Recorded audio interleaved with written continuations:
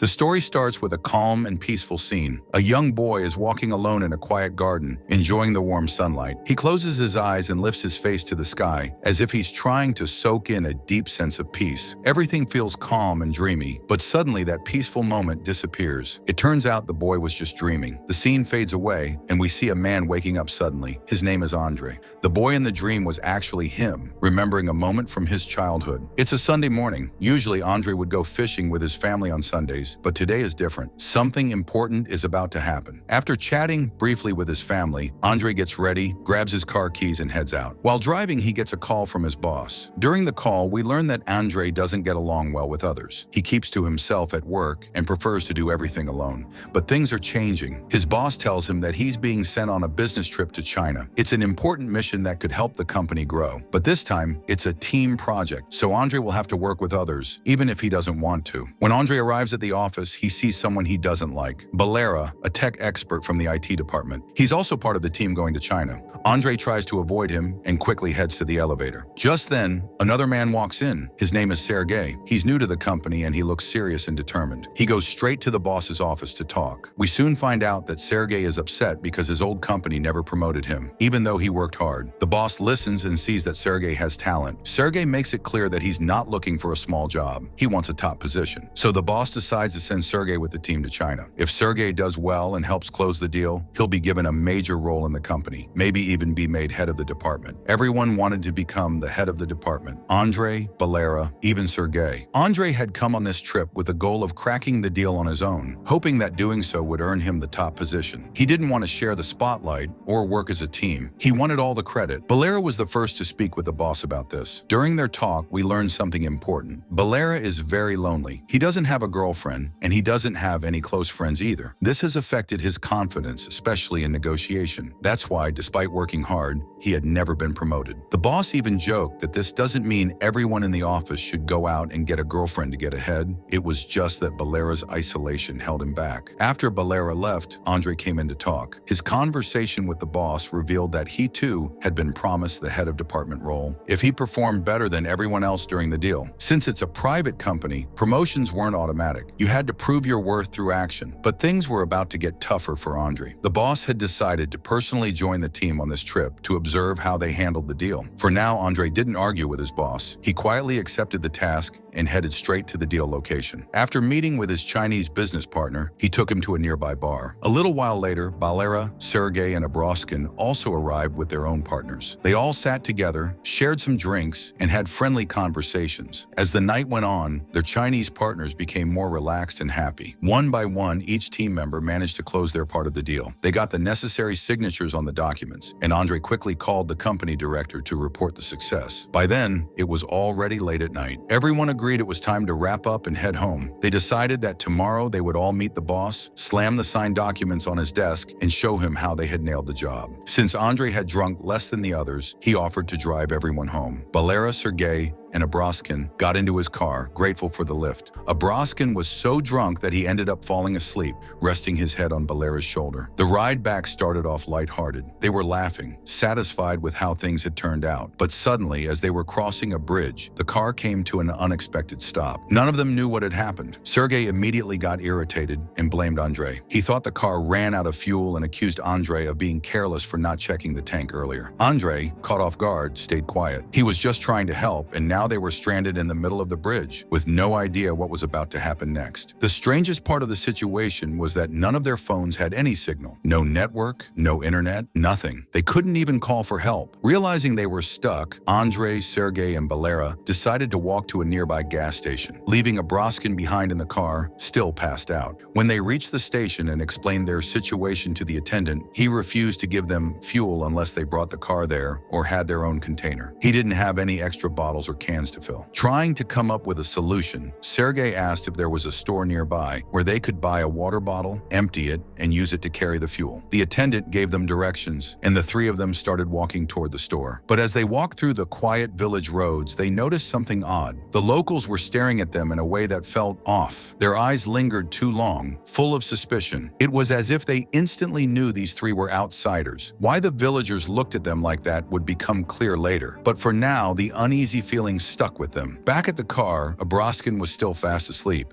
In his drunken state, he accidentally pulled the handbrake, causing the car to roll slightly forward into the middle of the road. Meanwhile, the others had reached the store, but their problems only got worse. When they tried to buy a water bottle, none of their cards were working. Confused, they checked again. Still nothing. That's when they realized they had also left their cash in the car. Going back and returning would take too long, and the clock was ticking. Valera suddenly remembered seeing an ATM nearby. They rushed over, hoping it would solve everything. But to their surprise, their cards didn't work there either. The ATM kept rejecting them. Now the tension was rising. Andre began to panic. He had promised his wife he'd be back by night and she would be waiting for him. The guilt started to build in his chest. Sergei, frustrated, snapped at him. "Forget your wife for now. We've got bigger problems. We can't waste any more time. We're not buying that bottle. We're stealing it. It's our only option." They came up with a plan. Sergei would distract the cashier while Andre and Valera snuck around to steal a water bottle from the back of the store. At first, everything went as planned. Sergei kept the cashier busy, and Andre and Valera managed to grab the bottle. But just as they were about to leave, the cashier noticed them and caught them red-handed. The cashier immediately called the store's security, who said they would take the three of them to the police. But just then, Andre noticed something. Some food packets on the shelves were clearly expired.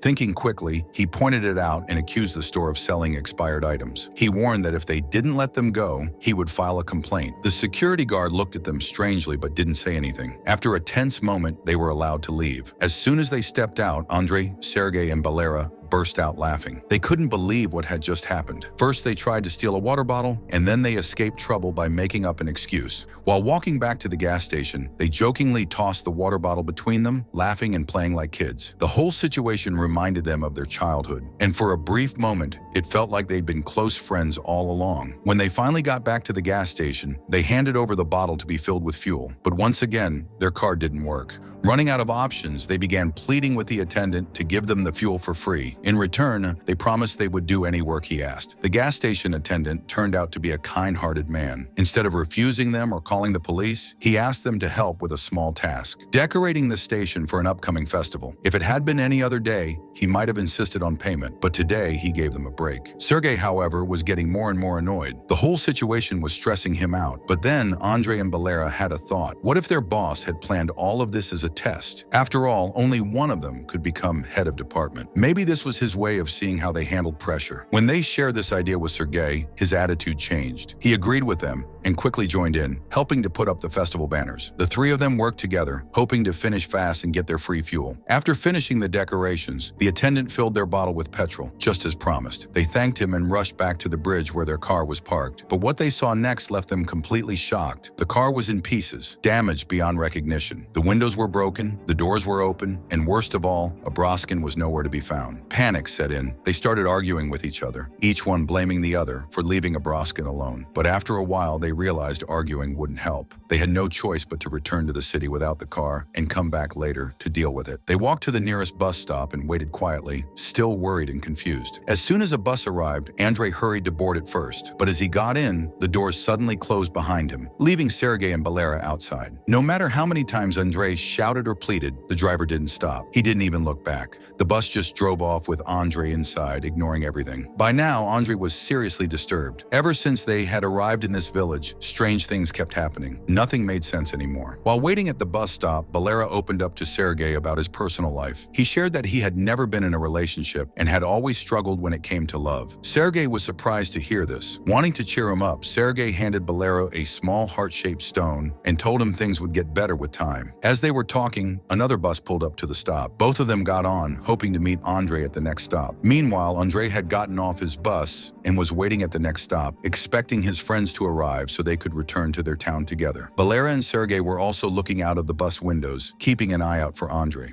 But when the bus reached the stop, something strange happened. They couldn't see him. Andre was standing right there in front of them, but it was like they were blind to his presence. The bus continued moving without stopping for him. Andre saw them clearly. He waved, but they looked right through him. Confused and worried, Valera and Sergei asked the driver to take them somewhere they could charge their phones. The driver agreed and took a turn toward a nearby nightclub. Once there, both of them got off the bus. Meanwhile, Andre had gone to the local police station, hoping to get help finding both his missing friends and Abroskin, who had still not not been found. But things weren't going well. The officers were all too busy with their own work and didn't seem interested in helping him at all. Then one policeman finally spoke to him and took him to his cabin. Another officer joined them, and instead of discussing the missing people, the policeman sat near a drum, yes, a musical drum, and began playing it. The cabin was filled with all kinds of musical instruments. As the music played, something strange happened. Andre suddenly found himself in a park where festival preparations were taking place. He had no idea how he got there or what was happening, but it was clear now that something very unusual was going on. What happens to Andre next? We'll find out soon. Meanwhile, at the nightclub, Balera and Sergei started to relax and enjoy the lively atmosphere.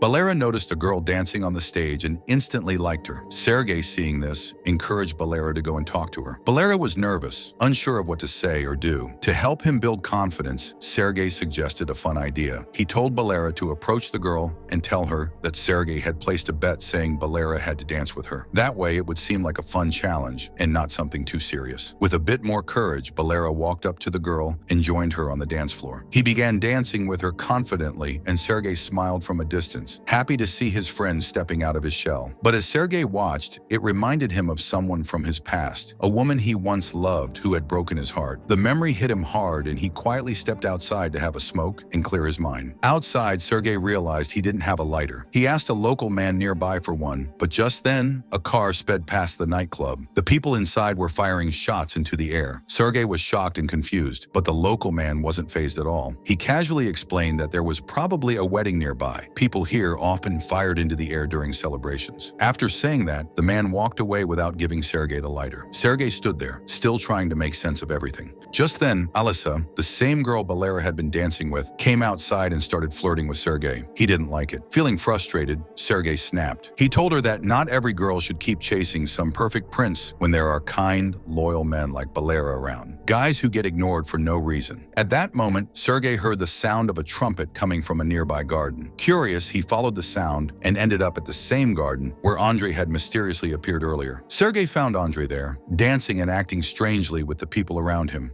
When Sergei asked what was going on, Andre told him everything that had happened. He said he didn't want to go back home anymore. He wanted to stay in this place forever. Sergei tried to calm him down. After some effort, he managed to snap Andre out of his trance. The two of them walked back to the nightclub together, where they finally met up with Balera again. At the nightclub, Balera was feeling upset. He saw Alisa sitting with a group of local men who were acting rude and disrespectful around her. It bothered him, but he didn't have the courage to step in or ask her to leave. At first, Andre tried to reason with him, saying that Alisa wasn't his girlfriend, so he had no control over her choices. But strangely, in the very next moment, Andre started encouraging Balera to fight for her, telling him to go take a stand and win her over, like in a love story. Balera, influenced by Andre's passionate words, finally went over to Alisa and asked her to come away from the group. But the locals didn't like that. They began threatening Balera, and the situation got tense. In a burst of anger, Balera grabbed a nearby stick and threw it, hitting one of the men in the hand. A fight was about to break out between the three friends and the group of locals. Just then, bang! A gunshot rang out. Everyone froze. Standing at the entrance was Abroskin, the fourth member of their team, who had vanished earlier that night. He had fired the shot in the air to stop the fight. Calm and serious, Abroskin walked up to the group and handed the contract file back to Andre, Sergei,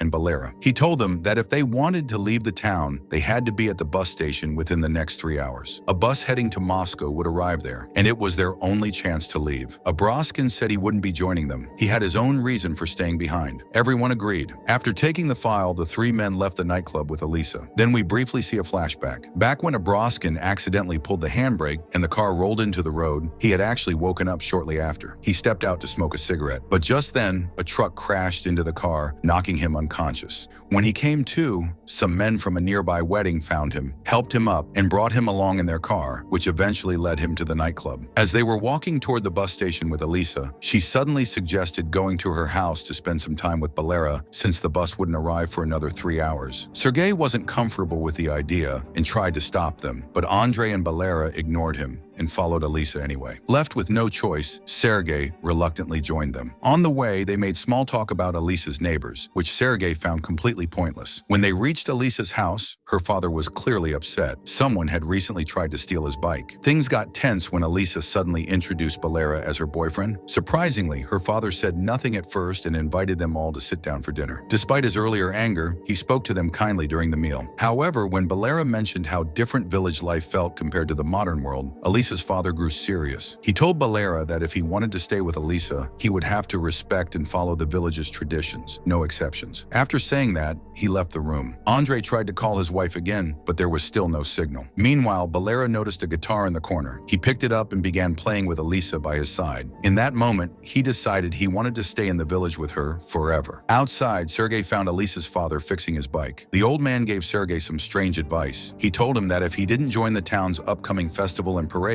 he might lose himself completely. He spoke as if Sergei needed to reconnect with who he truly was before it was too late. Though his words were meaningful, Sergei didn't understand them and just wanted to get to the bus station. But due to the ongoing festival, there were no taxis available. So Sergei and Andre made a decision. They would leave the village and head to the bus stop, riding a camel. As Sergei and Andre prepared to leave, Elisa's father gave Sergei one last piece of advice, urging him to stop obsessing over work. He warned that if Sergei stayed so stubborn, it would only cause pain to those around him. He said they might not understand now, but soon they'd uncover truths that would shock them. Still, Sergei ignored the warning. He and Andre crossed the river and reached the bus stop just as the bus to Moscow was about to depart. But there was only enough money for one ticket. The two hesitated, wondering who should go. Then, without a word, Sergei handed all the money and the contract file to Andre. He insisted that Andre should go, saying his family was waiting and he deserved the promotion.